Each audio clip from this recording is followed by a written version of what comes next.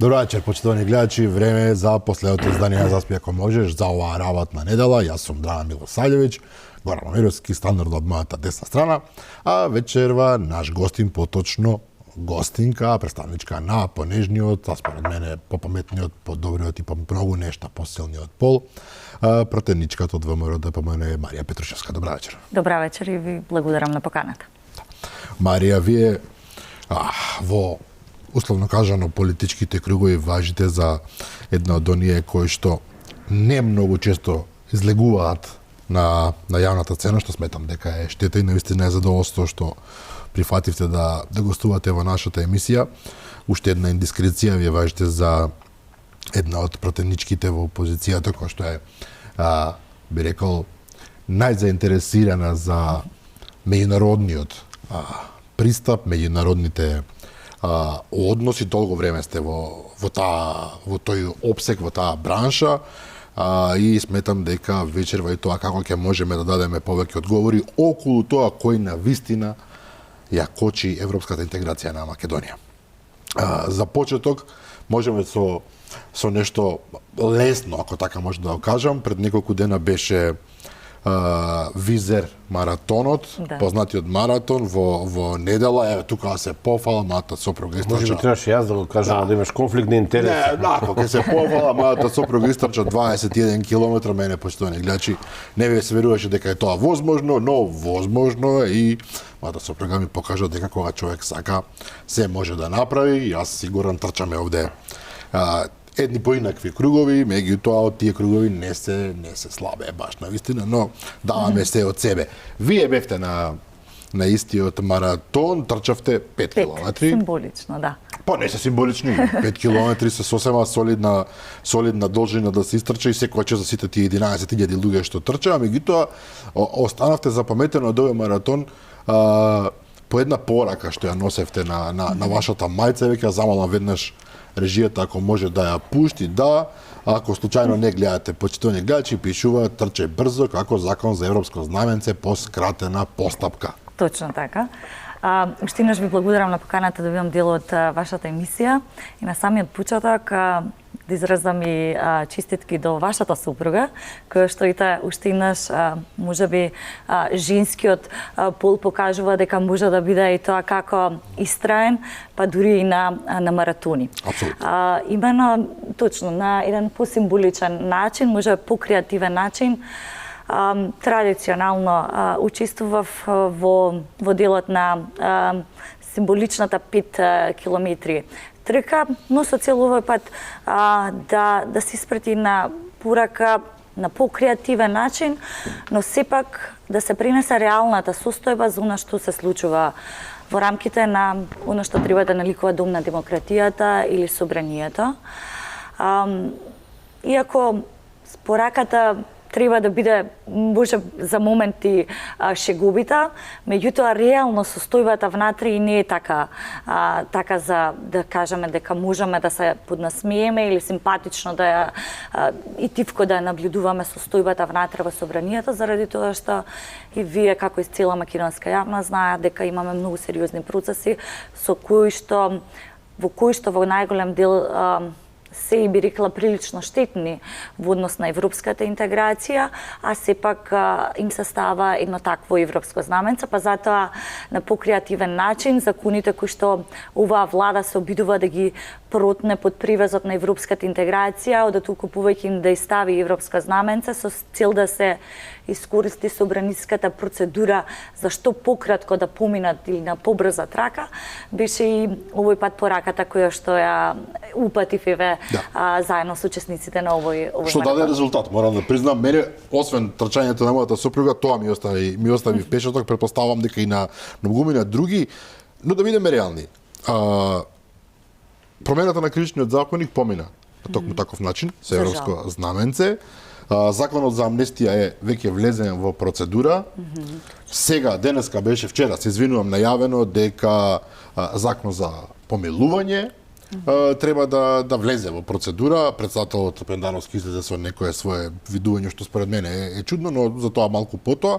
Мислам дека само човекот што потполно е незаинтересиран Па дури и тако веднаш би забележал дека има тука некаква индиција, некоја намера која што се обидува некој да ни ја протне што побрзо, што по како да речам, ако е возможно низ кулуарите на системот, а сите да се најдеме збунети врз со објаснување дека сето тоа е нели во име на европските вредности. Што има европски вредности во три закони, најмалку три закони кои што сами по себе се прилично контроверзни?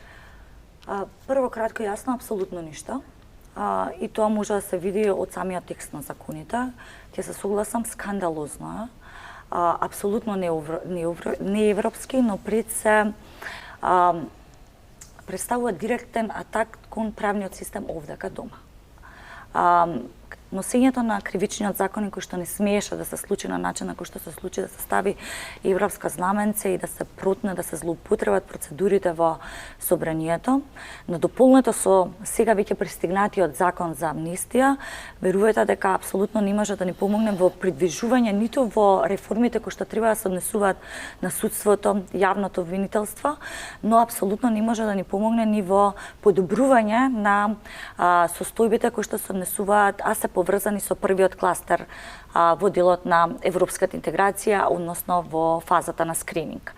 Имено инаку ужасно многу фален од вице-премиерот Маричич.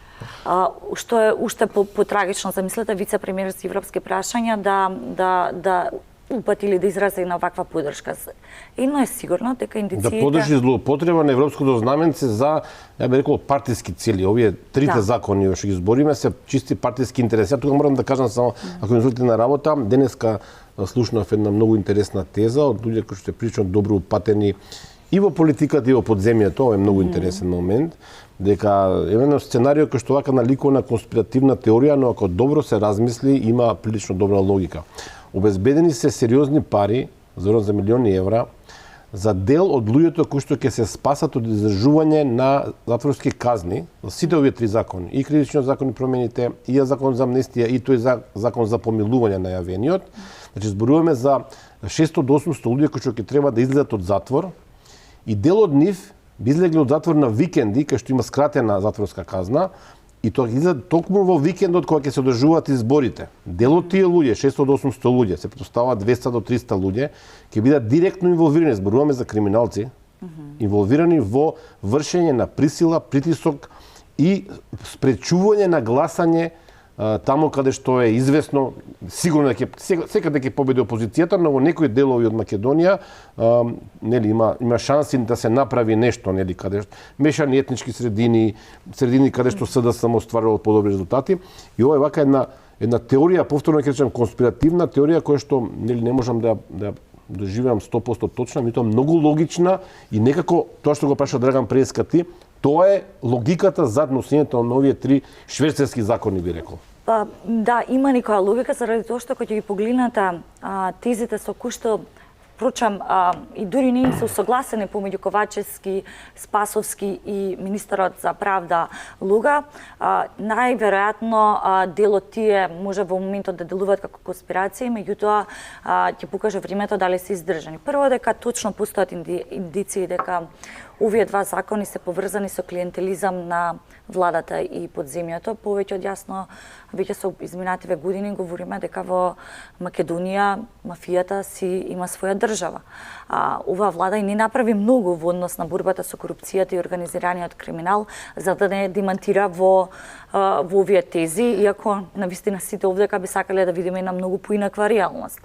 Од друга страна, тезата дека овие закони впрочем би помогнале, замислете, во рестеретувањето на затворите е апсолутно една небулоза, нелогично, заради тоа што вие статистички кога ќе видите, ви излегуваат некоја бројка околу 240 затвореници, а истата таа листа на оние кои што треба да влезат понатака во казнено-поправните домови е нешто повеќе од 2000 лица. Со право ќе се постави која е логиката на оваа теза која што се обидуваат да ја пласираат во јавноста. Против која што застана и министерот за внатрешни работи. Да. И видите, тоа е многу интересно, она што во овој период за закон за амнестија се бунеш. Да. Законот за амнестија. Да.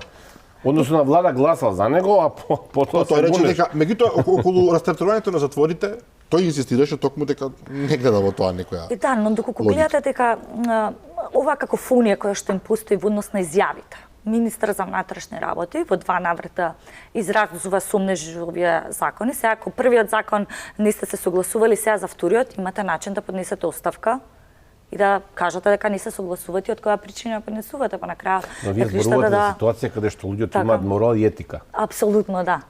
Затоа согласна со вас. Од друга страна имате премиер господинот Ковачевски, кој што не бил свесен за текстот на законот, законот за амнестија, додека се надевам, би сакала да верувам дека барем имало некоја попристојна дебата во рамките на седницата на владата и сега вели дека тој ќе биде оној кој што ќе поднесе амандман на овој закон и дополнително. Тука станува збор за Смилковското езеро, нели имаше убиците од Смилковското езеро, дека и тие ќе бидат уфатени, дека ако има таков предлог, Ковачевски ќе даде амандман, односно СДСМ ќе поднесе амандман. Најверојатно тој се уште би бил во можеби подлабок сон доколку не реагираа медиумите, експертската јавност и ние како опозиција заради тоа што очигледно ни посветил соодветно време и внимание за еден ваков значаен закон. Многу интересен, се извинувам што прекинувам, многу интересен момент.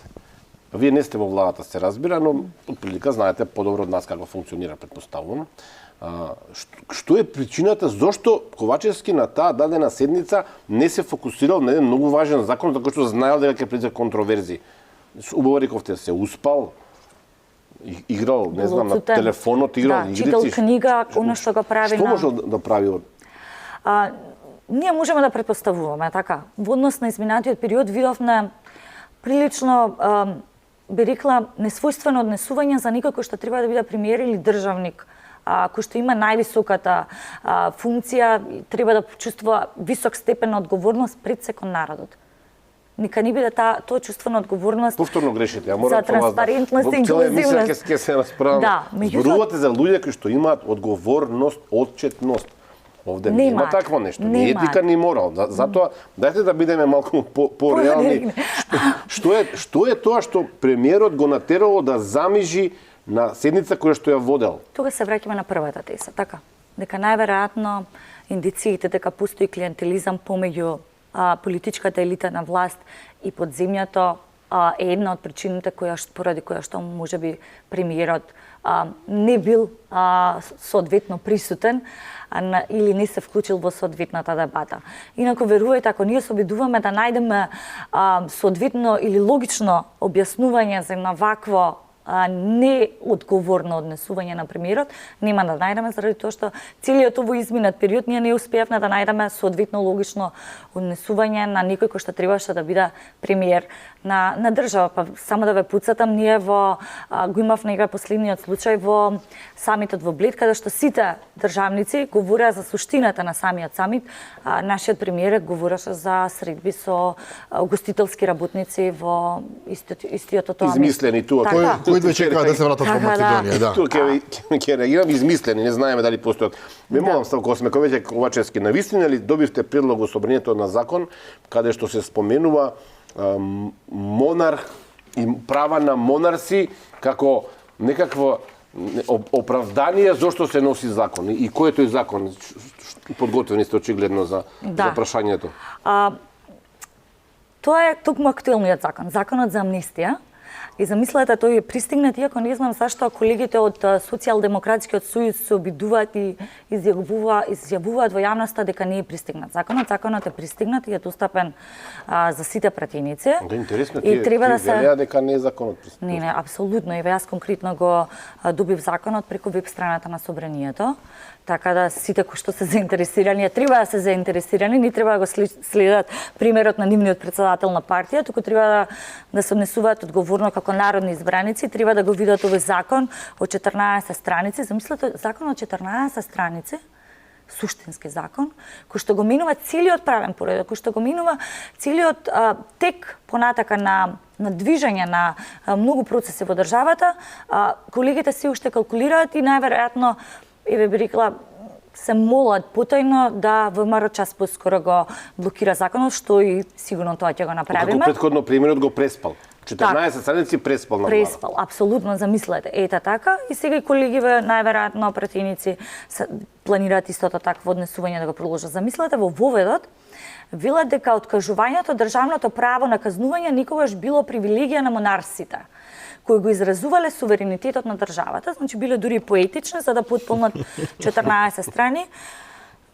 Мислам, Гуран, на монарсите, не разбирам се, за кои монарси, може би треба амандман да се поднесе. Трагично е ова што се случува. Цар Самуил, Углеша, како беше? Добро, ова е вообичаено кога се ставаат предлог закони пред вас да добиете ставка, реченици кои што сами по себе губат логика, смисла, да, се веќе потпишани од министри. А веќе се потпишани, има. Да, па како не ти имат навидено представници. Кој е монархот? представници? Ковачевски, Лога, кој е монархот овде? Мислам дека се уште таа битка на титаните внатре во владата, очигледно и во Социјалдемократскиот сојуз.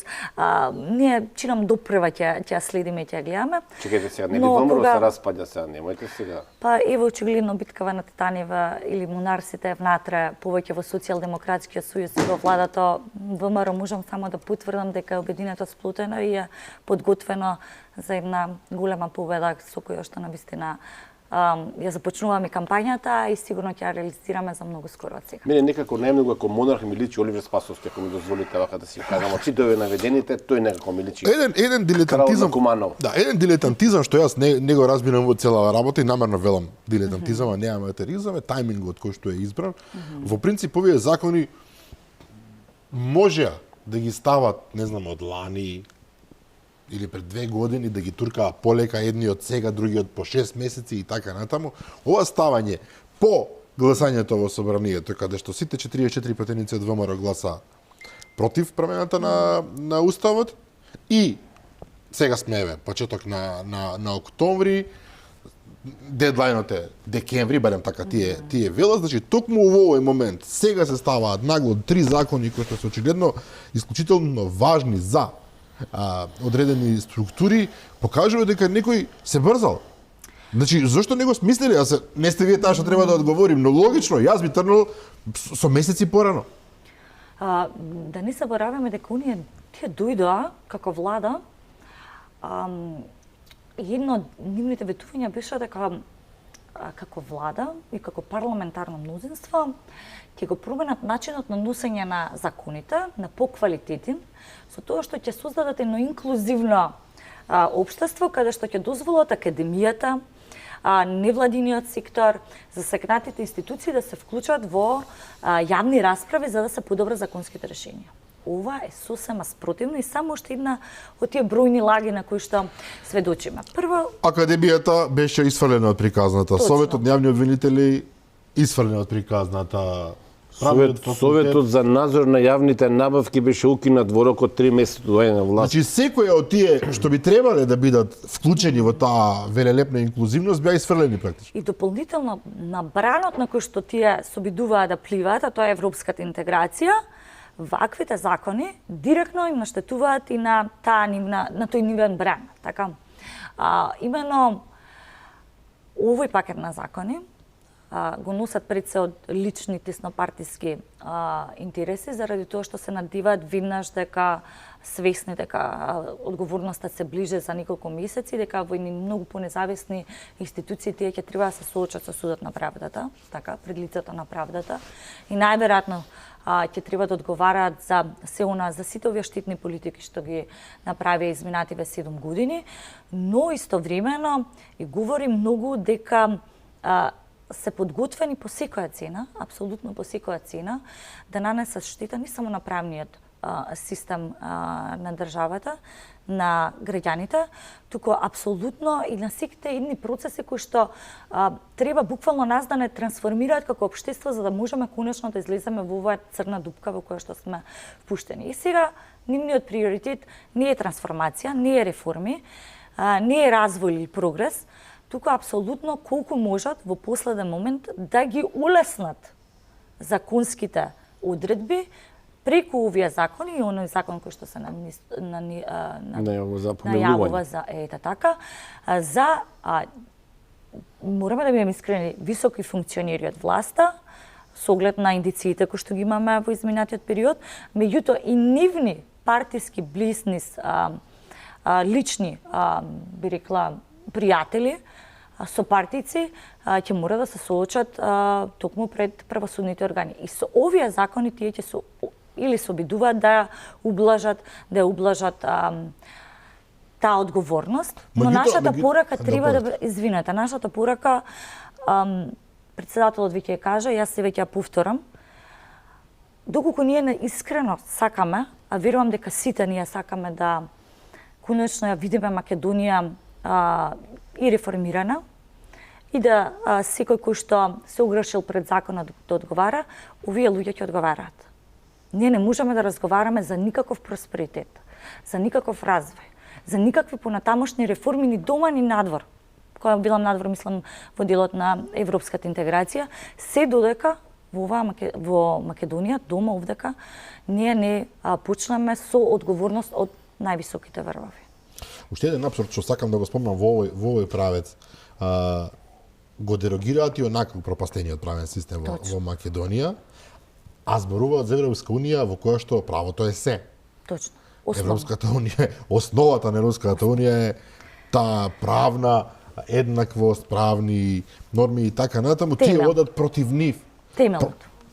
Така и се вика на крајот на краиштата поглавието кое што треба да се отвори, значи одат против темелниот принцип на Европската унија и на целата јавност и продаваат и на таа иста Европска унија и продаваат, не сакам такво спор, меѓутоа и подметнуваат практично дека тие се тие што се борат за Европска унија. Повеќе не поменуваат подметнувањата, заради тоа што доколку погледнеме изминатиот месец, токму Европската унија им испрати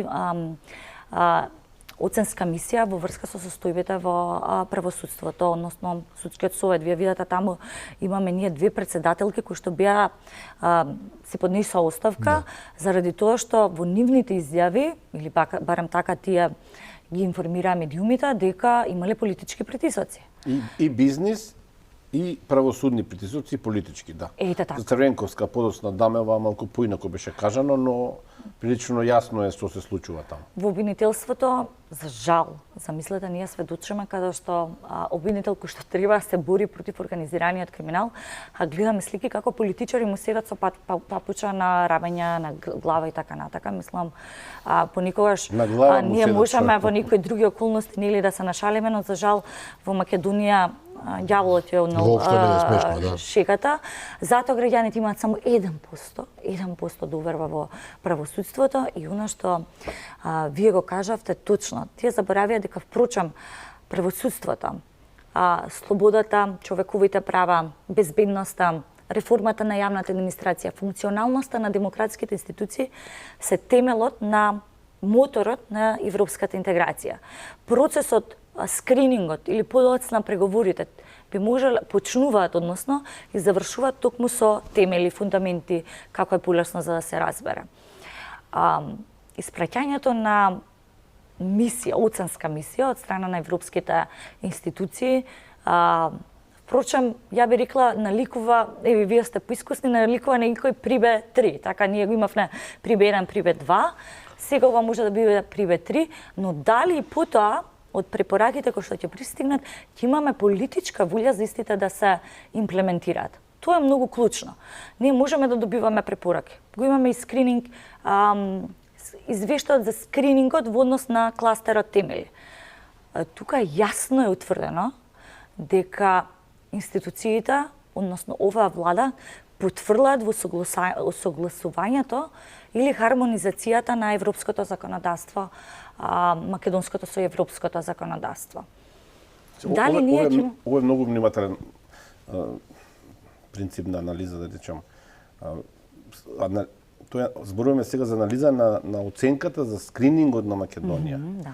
И би било добро, сега јас го читав тоа за месеци, 2-3 дена прилика, би добро пред нашите гледачи да кажете заради тоа што оваа работа не ја зборуваше ниту Маричич детално, ниту медиумите блиски на владата, а би рекол и сите други медиуми кои што, да речам, играат некаква игра. Што има во тој скрининг? Подготвена ли е Македонија да почне да преговара сериозно, да отвара поглавја. Тука ви е вашата посилна страна, работите на европски интеграции подолго време. Зошто, Маричи, зошто владата молчат за оваа оценка во скринингот?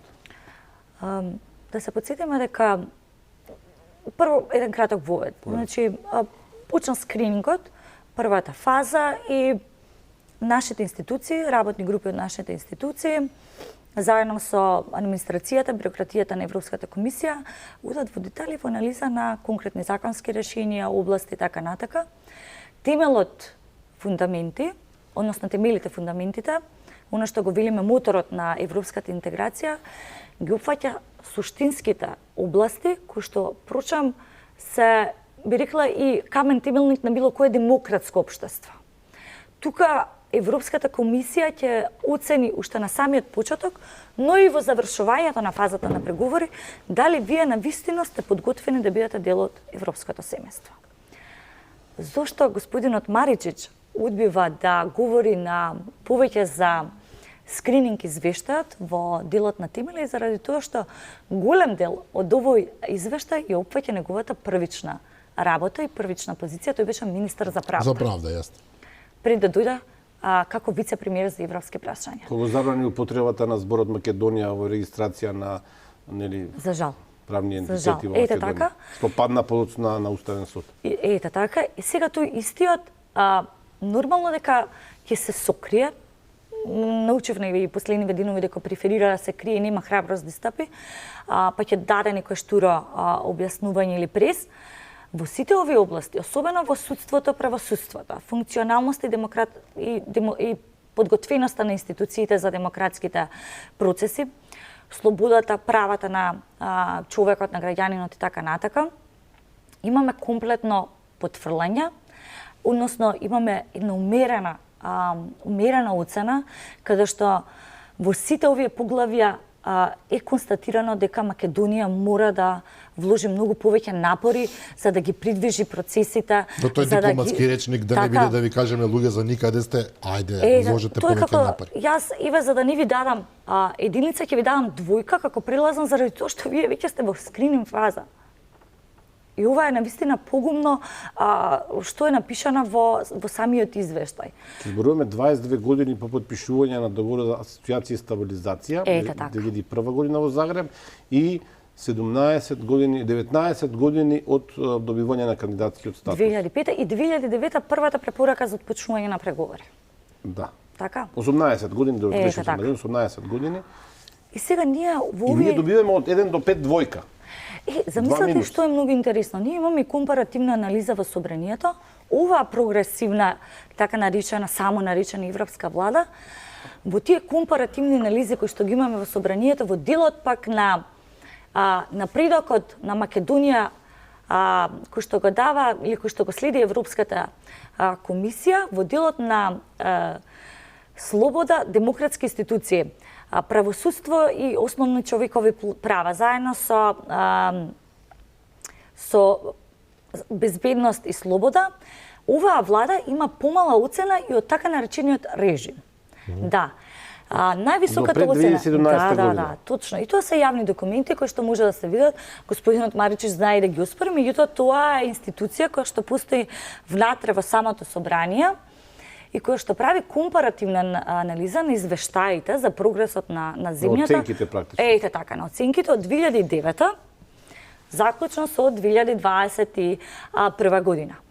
Сега, во тие извештаи кои ќе поидете вие во поглавијата, токму за клучните поглавја, сега веќе во кластери, оваа прогресивна, така наречена, само наречена европска влада, замислете, има пониски оцени од режимот. Режимот што го урива. Режимот кој што го урива. Тука има една повторно за мене дилетантски однос, затоа што Маричич, па и воопшто сите што се вклучени во тој процес, можат преку медиуми, преку разни невладини гласноговорници и така натаму да ја продаваат на македонската јавност по нешто и да ја убедуваат дека црното е бело и белото е црно. Меѓутоа, за да мислене дека тоа ќе го направат со европските бюрократи. Тие луѓе доаѓаат тука или во Брисел седно кај се работи тоа и самата вели одат во детали, кај нив една запирка не може да се да скриете, а камоли да излажете за цели закони, за цели формати и така натаму. Зарем навистина мислене дека и со нив ќе поминат така?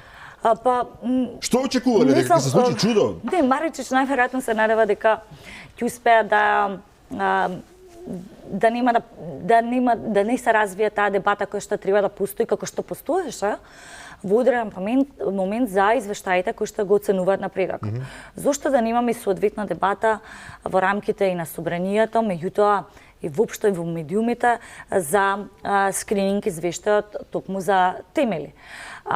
Но повторно, тоа е заради тоа што тука веќе можете да видите зошто и тој како министер за правда не испорачал реформи, така?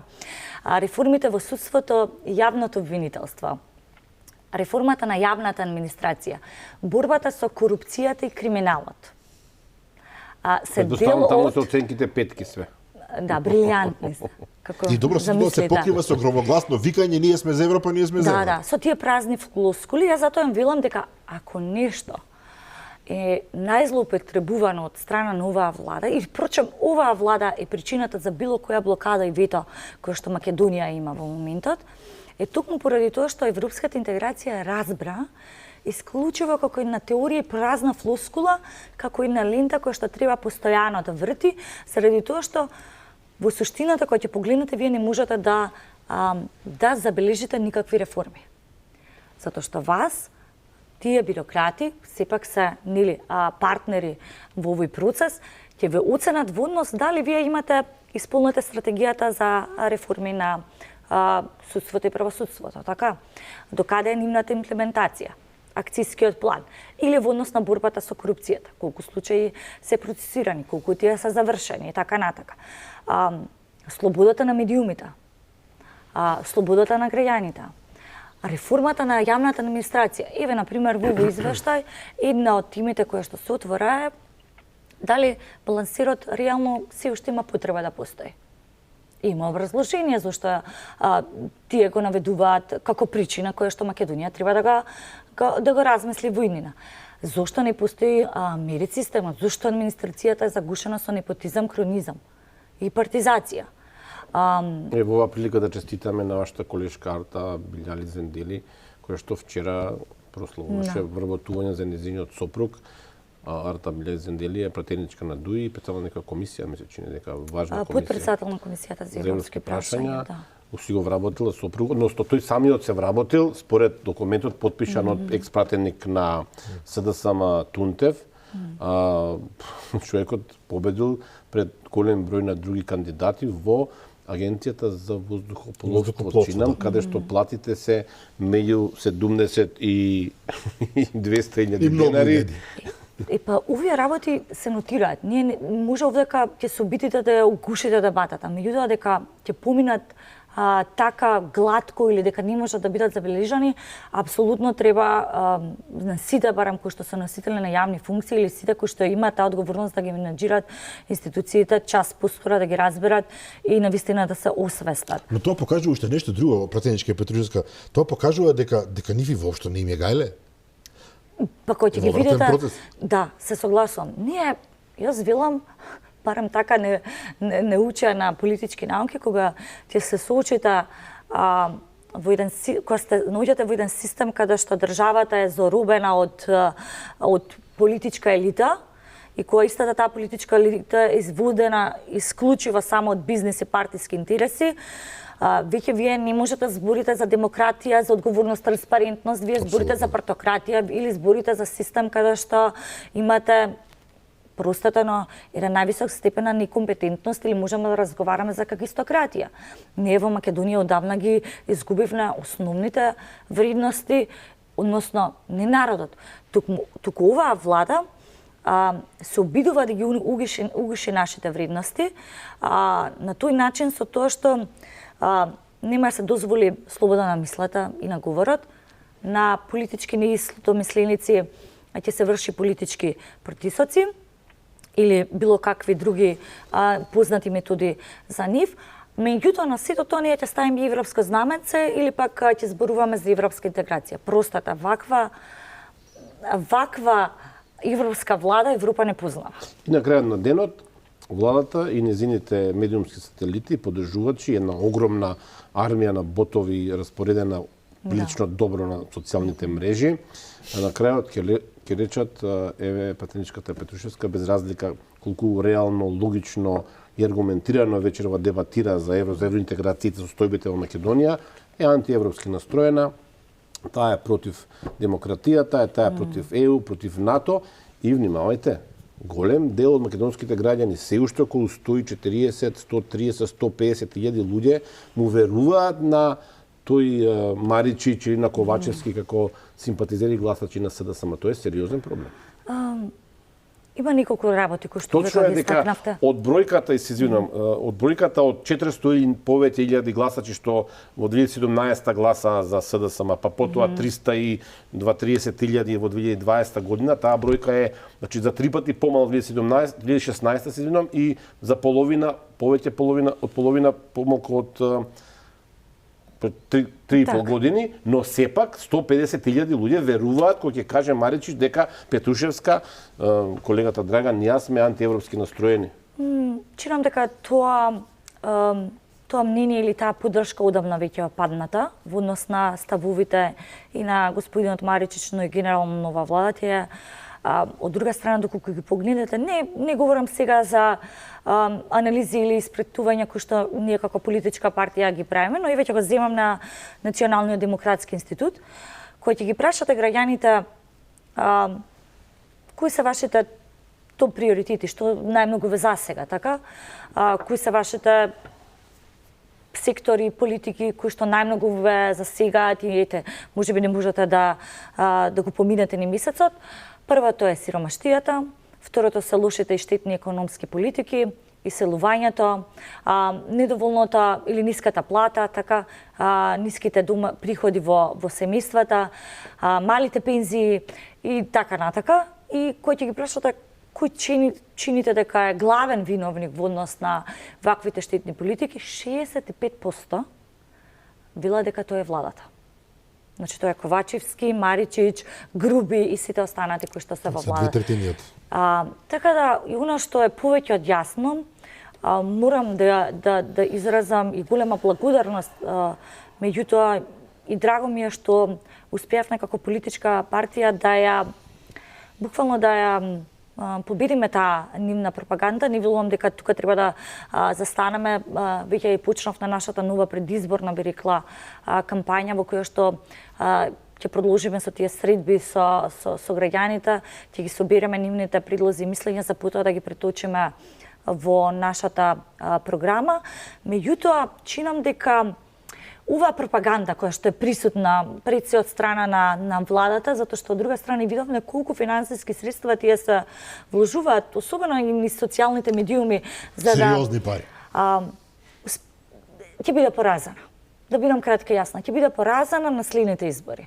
Заради тоа што повеќе од јасно е дека македонскиот народ, граѓаните веќе се свесни за штетните политики, за ова навистина уназадување на процесите во Македонија. Веќе секој семејство ја чувствува лошата економска состојба, стопанството ја чувствува, секој втор млад, меѓутоа и повозрасен човек или пак семејство ја гледа својата иднина надвор од Македонија. Немате институции пред кои што можете да се обратите. Со 1% во судството, така, двоцифрена инфлација, репресивна даночна политика, и тие кои што се обидуваат да бидат профитабилни, вие одите им, се обидувате повторно да ставите европско знаменце и да го институционализирате рекетот кој што го правите врз фирмите. Правилен термин. Така. Институционализирање на рекете, мислам дека точно тоа. Со европско знаменце, замислете. Не дојде тој пакет на фамозниот пакетна даночна реформа, замислете, во нивен стил се обидува да не шминкат, ни дојде во Комисијата за финансирање и буџет, па да ги поканиме стопанството и засегнативе страни. Не, го ставија со европско знаменце во Комисија за европски прашања. И сега вие кога имате една ваква исклучително тешка и лоша состојба, повеќе ниту една пропаганда на оваа влада не може да помина. Чинам дека час поскоро, не за неколку месеци, нас ни се потребни избори уште утре. Уште вчера, да. Или уште подобро како што кажате, уште но за вчера. нема избори, но тука да бидеме јасни, нема избори. Власта не сака да до избори по Може ниједна ли цена. малку Заради да- поразот. Може ли Тие малку- се свесни за големиот Може ли пораз. малку да релаксираме само атмосферата, Да, бидејќи повелете. ја спомнуваме неверојатната пропаганда, ќе го спомнува дека човекот што Геровски го нарекува принцот на пропагандата на СДСМ или идеологот Тричковски. Во моментот кога се представуваше една платформа дека во ВМРО ДПМН доаѓа до раскол, кој што потоа се испостави дека баш и не е некој раскол, повторно се појави варијанта дека во СДСМ има некакво обединување затоа што Заев повторно се врати на сцена и господин Тричковски вчера пишува, жал ми е што ќе го цитирам, но морам, вели ми се допаѓа ова будење на СДСМ во партиска смисла со идејни и кадровски освежувања, па вели Заев со Ковачевски, Заев со Ципрас. Јас наистина сум Можда Ципрас, наивен. може и Ципрас ќе дојде. Меѓутоа, идејно и кадровско освежување, кога се гледа во фотографијата на Заев и на Ковачевски, наистина треба да се праша таа пропаганда каде оди и кој поѓаволите ја плаќа. Меѓутоа, ајде да влеземе во нешто друго, додека се уште сме во европскиот момент. Колку е европско однесувањето на највисоките функционери на власта, што можевме сите да го видиме пред камерите од законодавниот дом. Пред неколку месеци имавме еден случај каде што премиерот навредуваше ваша колешка претеничка, ни беше бети тука, феноменална претеничка според мене. Потоа го имавме господин Маричич, кој што повторно на вашата претеничка испраќал, иако демантираше, затоа што камерата не го фатила, и испраќал бакнежи, намигнувал и така натаму. Што покажува дека вие не сте во право кога велите дека Маричич секој се крие. Не се крие. Не секој се крие Па камера не го за лошите фатила. оценки се крие од Брисел. За вакви значи мачо ситуација очигледно е многу Некој ќе храбар. рече, знаете, некој ќе рече претенички голема работа. Бидејќи во Македонија често пати сакаме да направиме голема работа, што направил, намигнал и рекол ти види каква си. Жена ми е убава, това Упатил бакнеш, упатил. Да. Ова е за мене е страшно, дно, скандалозно. Да се подсетиме, поранешен министар за правда, актуелен вице-премиер за европски прашања. Наводно Првото борец за прашање еднаквост, кое што за треба- женски права и така Па празни натаму. флускули теорија. Првото прашање кое што треба да се постави до господинот Маричич е дали тој верува дека било кој министер на негово место ќе издржаше еден час после еден ваков скандал во законодавен дом да остане на истата позиција. Ама вие зборувате во Истиот во најмала Австрија, рака. во За нормални Хрватска, луѓе, во нормални Италија. ситуации. Да, зборувате. така. Апсолутно немаше да остане ни 5 минути. Сигурно во најмала рака ќе излезеше и ќе се извини и потоа веднаш ќе следеше оставка. Што се случува? Овој би рекла сексизам или ако сакате согласно законот и сексуално вознемирување. Мизогинија во секој Така. случај. Кој што прво го почна премиерот, скандалозно, премиер на држава, насочено кон претеничка која што говори на говорница, Се барем мојата жена не е ружна, туку е убава, нешто И така. која по дефиниција му е надредена со оглед на примарната моќ на собранието над владата. Навистина е скандалозно однесувањето за премиер на држава и потоа замислете овој пример кој следи вице-премиер за европски прашања. Таа разлика помеѓу овие двајца е што премиерот имаше доблест, ајде така да кажеме, во текот на денот најверојатно да се разбуди и оно што знаеме од колишката Бети Стаменковска-Трајковска е подоцна да се јави и да се извини. На прочка, чинаме ли на некој празник Ете беше така. тогаш? За разлика од господинот Маричич, Се уште ќе се останам не на ставот дека се крие, заради тоа што тој е охрабрен да испрати бакнежи кон колешката Стојановска, но нема доблест да излезе како вице-премиер за европски прашања, да превземе одговорност и да се извини. Значи сепак се крие. Може би сопругата не му дава, за да не влегуваме во Верувајте. семејни прашања, може би сопругата му рекла немој да се извинуваш, ќе направиш поголем срам.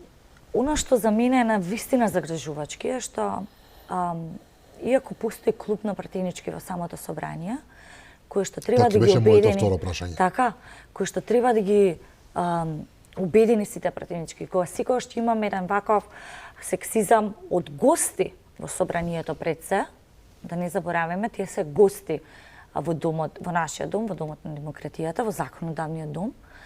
Треба да бидеме сплотени и обединети и навистина да тоа е функцијата на една од функциите на клубот на пратенички, да ги осудиме ваквите истапи од страна на одредени функционери.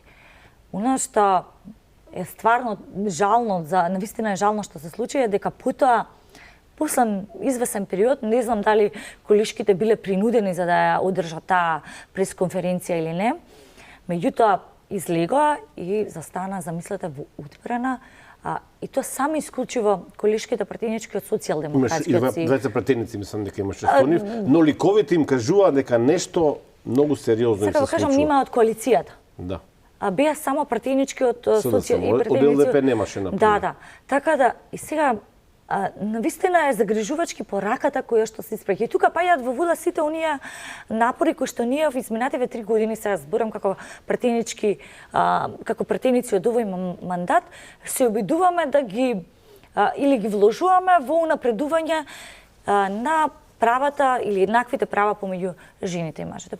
Впрочем, тука се поставува и сигурно веќе нашите партнери кои што соработуваат со Комисијата за еднакви можности или со клубот на пратенички, се прашуваат дали навистина тоа партнерство, таа поддршка во градење и унапредување на правата се навистина се валоризира, кога ќе видите еден ваков чин кој што веднаш апсолутно ги руши пред се основните човечки морални вредности, а потоа навистина придонесува само во зголемување на политичкото насилство или политичкото вознемирување или сексуалното вознемирување врз жените во политиката. Но што е интересно тука, пратеничките од СДСМ додадоа според мене во целата приказна затоа што тие обвинија вашата колешка дека лаже. Па тоа е навистина жално, би рекала дури и крајно загрижувачки. Жена пратеничка да излезе на нешто што барем сите оние кои што се во првиот ред и се во паралела со господинот Маричич може да го видат, затоа што замислете, имаше ситуација каде што премиерот кој што седи пред господинот Маричич, што е позади грб, затоа велам се крие, нема храброст да истапи да одговори на оно што веќе го направи, може да посведочат.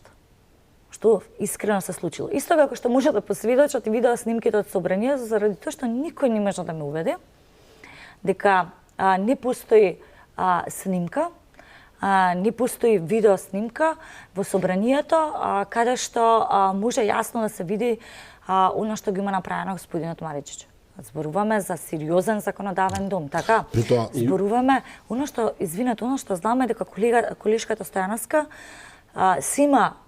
има направено напори за да се добијат од тие снимки, но нормално ги немаат дадено службите, заради тоа што верувајте, ако нешто е познато за оваа влада, да не беше така како што колешката заменик координаторка на пратеничката група колешката Стојановска кажа, први ќе беа тие кои што ќе извадеа снимки од собранието.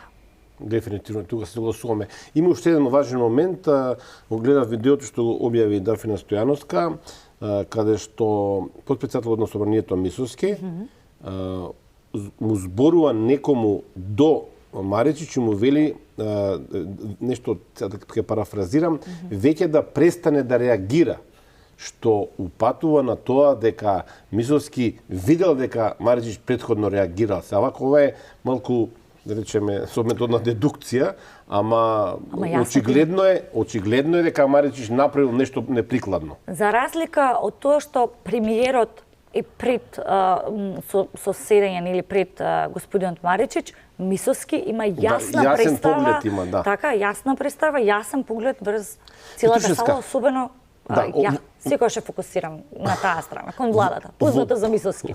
Да, тоа е посебен проблем. Морам да реагирам тука на едно прашање кое што искрено не лично, но ме боли како граѓанин. Еве, не сум од тој пол, но кога се работи за, да, не сум од женскиот пол, но ме боли за сите луѓе, впрочем.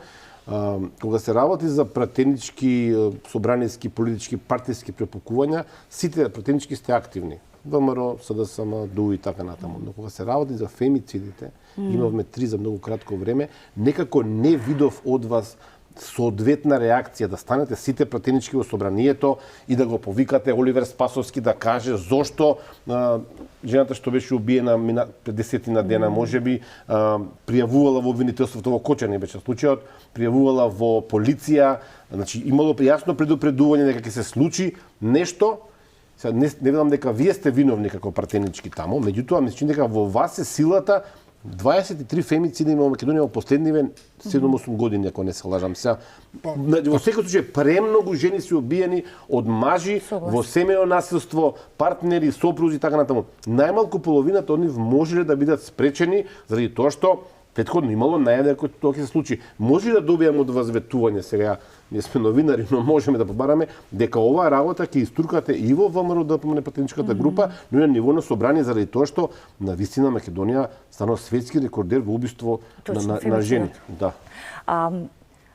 Жалам прво заради тоа што за жал во Македонија точно изминатиот период гледаме дека фемицидот и тоа како добива раст. Огромен број на жени се жртви. Ние овде зборуваме само за убиени, а за претепани, избркани и така натаму. Истовремено жалам доколку нашата реакција не била доволно проследена или соодветно проследена до јавноста, но овде со вас ќе споделам дека ние веќе како пратеничка група на ВМРО ДПМН најавуваме надзорна расправа на законот за борба против семејното насилство и жртвите од семејно насилство. Тој закон го донесовме со консензус, меѓутоа, оно што можеме да забележиме во изминатиот период е дека прочено имаме комплетно потфрлање на институциите во однос на неговата имплементација, заради тоа што, еве, не се случуваат жртви кои што апсолутно не можеме да видиме одговорност понатака или никакво проследување или следење на случаите, за да едноставно се зголеми свеста дека фемицидот е се поприсутен во Македонија. Оно што можам да ви го ветам и можам апсолутно и повторно и да реагирам за можеби појасно да биде видена, појасно да биде проследена оваа информација и до јавноста, но и до сите граѓани е дека апсолутно ќе имаме надзорна расправа за законот за заштита од семејно насилство и жртви од семејно насилство и дека ќе повикаме на одговорност. Ние не смееме да забораваме дека, за жал, жртвите во делот и во различни сектори, повеќе не се ни само жени или мажи, ја не би сакала повеќе да ги делам жртва, значи дека губиме ние човечки животи, така. Дали тоа е од негрижа, дали тоа е од монструозни креирани случаи кои што биле заташкани подолг извесен период. Ние имавме Ваповска, го имавме претходно Благојче. Кој што лекарската комора не го осуди човекот што на Ваповска и го направи тоа. Претходно го имавме Благојче. Да. Не можеме да говориме за жртва само заради тоа што е жена. Ние го имавме Благојче затоа што му беше витен лек, но не го доби, така? Не го доби, да. Па имавме Ваповска. Се уште не можеме да видиме јасна разрешница од незиниот предмет и на вистина чинам дека е комплетно заглавена во институциите. Дополнително не се случува Бесатранса, модуларна болница во Тетово. И дали да продолжам понатака, така? Да, се согласувам, има толку многу теми, ние го имаме тој проблем, што побрзо да фатиме. Ние оваа недела требаше да ни дојдат представници на коалицијата за борба против семејно насилство. Веројатно ќе биде тоа едната недела, некој нареден период. Тоа сакам да кажам, ќе дојдат, меѓутоа во тој не можат сами тие луѓе. Ја познам многу ентузијасти, жени пред се кои што се борат, обезбедуваат шелтери за луѓе, за жени кои што се под насилство. Но системот без вас не може да победат. Меѓутоа, противнички, за мене работите, се разбира дека не се едноставни, меѓутоа сакам да ги симплифицирам. Ако таа несреќна жена што беше убиена од оној човек со 42 убоди, има психопати, има лудаци, се разбира. За жал, има. Тоа е таков е сетот во кој што живееме. Има криминогени ликови и така натаму. Меѓутоа, во развиените држави кон кои што ние наводно се стремиме и кон кои што оваа влада толку многу силно се стреми, системот функционера за априори заштита. Значи, ако таа господја несреќна кажала еднаш, два пати, три пати, пет пати, првиот пат е доволно. А камоли 10 пати додела во полиција и не знам каде да ја викале, ама тој ништо не ти направи или не знам. Значи, системот бил должен него да го запре, за да не го направи тоа што го направил. Системот му дозволил.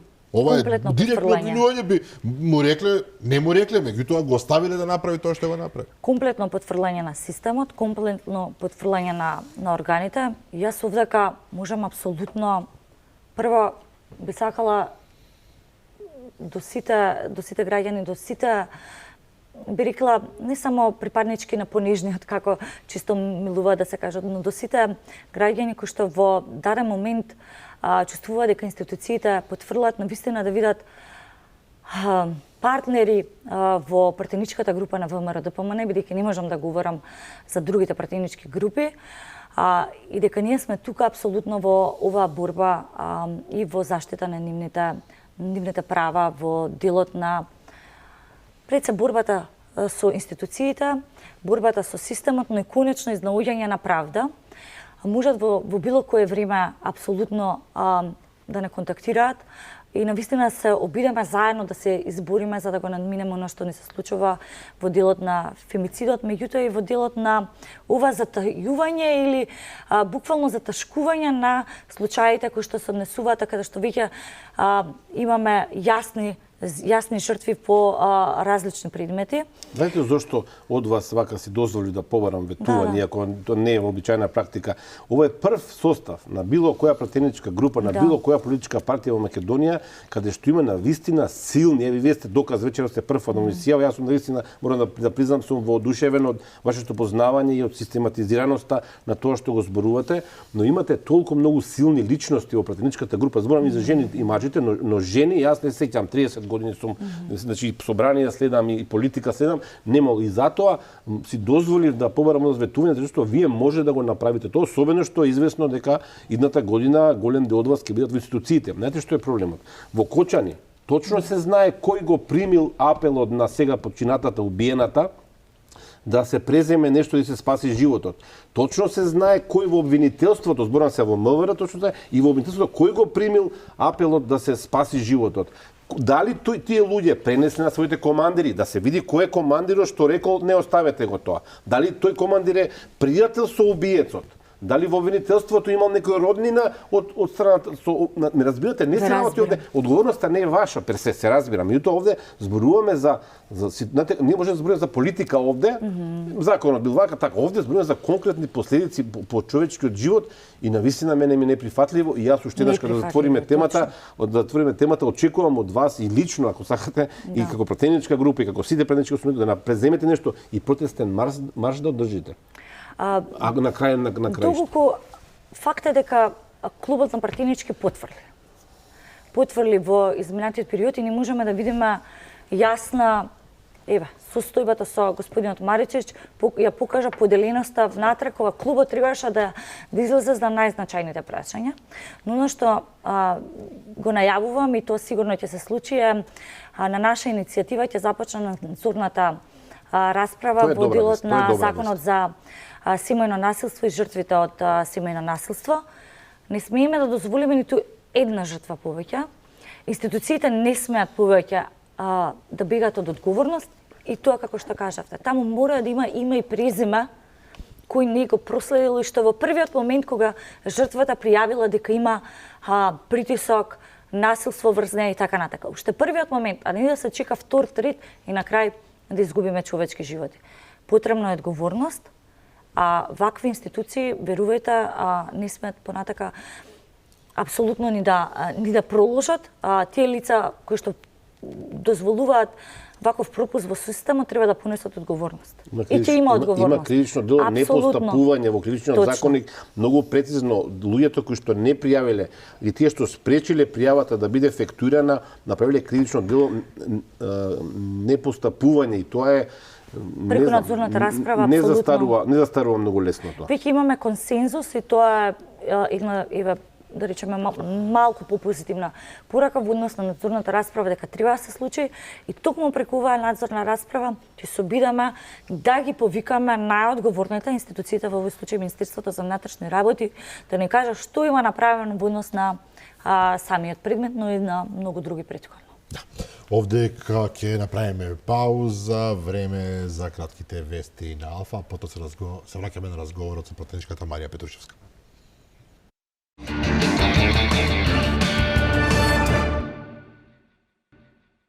Се враќаме назад во вториот дел од Заспи ако можеш. Вечерва со пратеничката Марија Петрушевска ќе бидеме малку пократки од вообичаеното би рекол.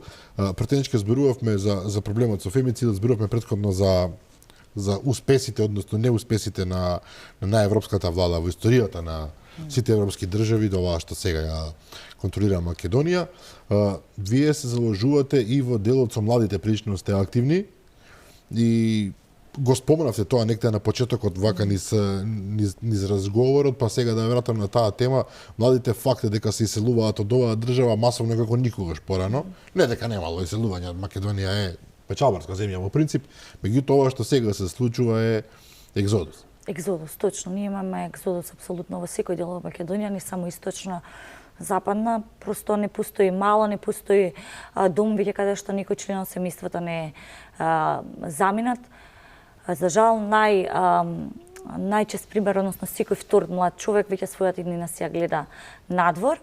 Меѓутоа, состојбата е влошена. Токму оваа влада, ќе се потсетиме дека оставаше стари чевли пред Нелинденска, број 2, па го цитира Сервантес еден период, дека татковината се љубела како стари чевли, и сега од тие борци остана најверојатно само платени борци. Другите отиде во странство. Ете така. И она бројка која што во тој момент тие презентираа дека е некаде околу 500.000, сега е повеќе од 700. Така, сега е повеќе од 700.000 и тоа се овие некои неофицијални бројки заради тоа што точната бројка не можеме да ја знаеме заради чинам дека сите сведочиме како автобуси со семејства, пак ја кажам, не само младите луѓе, семејства се иселуваат и затоа видиме дека се случува екзодус. Ние како клуб на млади пратеници, но и како да речеме некоја помлада генерација на пратеници во ВМРО ДПМН во пратеничката група, даваме прилично голем фокус на младинските политики и младите. Она што успеавме да изградиме консензус внатре во клубот на млади пратеници е дека постоечкиот закон за младински политики е не во целост справедлив и не може да се имплементира. Она младинско буџетирање кое што е предвидено во самиот закон 0,03% на национален буџет и локално 0,01%, апсолутно државата не го издвојува. Значи, повторно тука се потврдува дека младинските политики и оној сегмент дека ќе подобра состојбата беше само празна флоскула и апсолутно се насочуваме во промена на ново, односно подобрување на ова законско решение. Меѓутоа, имаме и многу друг значаен сегмент кој што бара многу повеќе работа и темелна работа. Од анализите кои што ги имаме во соработка со конкретно Вестминистер фондација, кои што се направени помеѓу младите луѓе, кои ќе ги прашате кои се причините зошто тие се иселуваат, најчистите причини се безперспективноста или непостоењето на надежда дека може да има некоја подобра иднина, долгите административни процедури, не само во институциите кои што нудат јавни сервиси, тука ги опфаќаат и правосудството, судските органи, барањето по правда. За мирот не би дискутирала. Платените борци нека дискутираат каде остана логото нема правда, нема мир. Да. И партизацијата на јавната администрација, односно постоењето на оној непотизам и кронизам и неможноста на најстакнатите, најкомпетентните, впрочем да добијат шанса за едно пристојно работно место. И сега кога ќе ги погледнете овие индикатори како причина за иселувањето, вие морате да се зафатите со многу потемелна работа.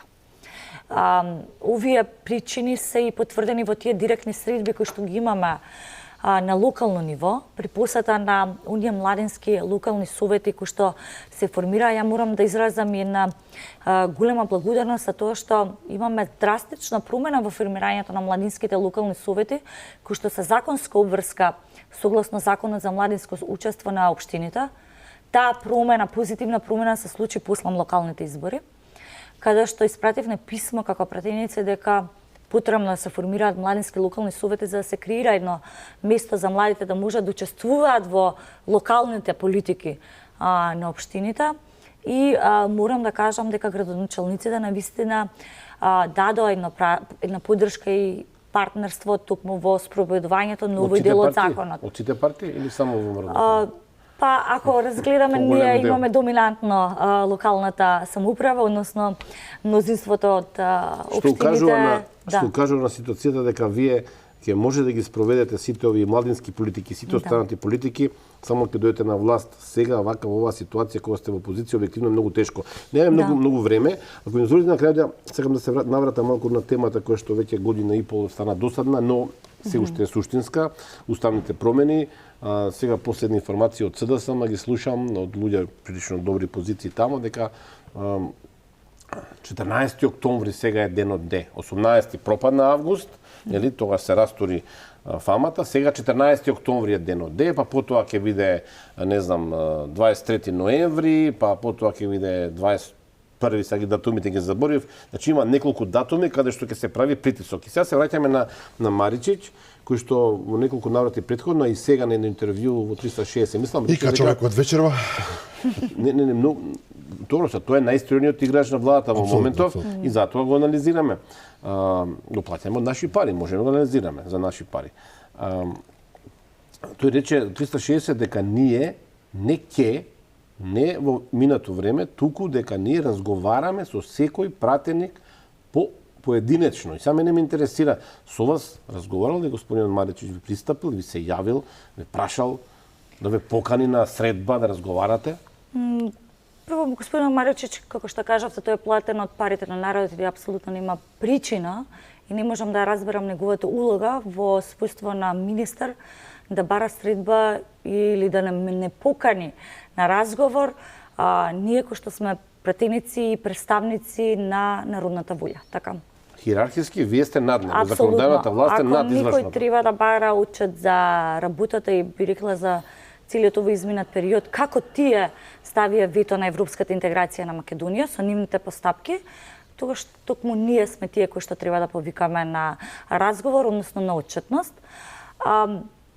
Ова е уште една нова пропаганда која што сега повторно се обидуваат да ја активираат откако падна и откако ние апсолутно на 18 август им ги срушивме, би рекла, сите нивни лаги, скапо платена пропаганда, манипулации, кои што претходно цела година ја пласира во јавноста.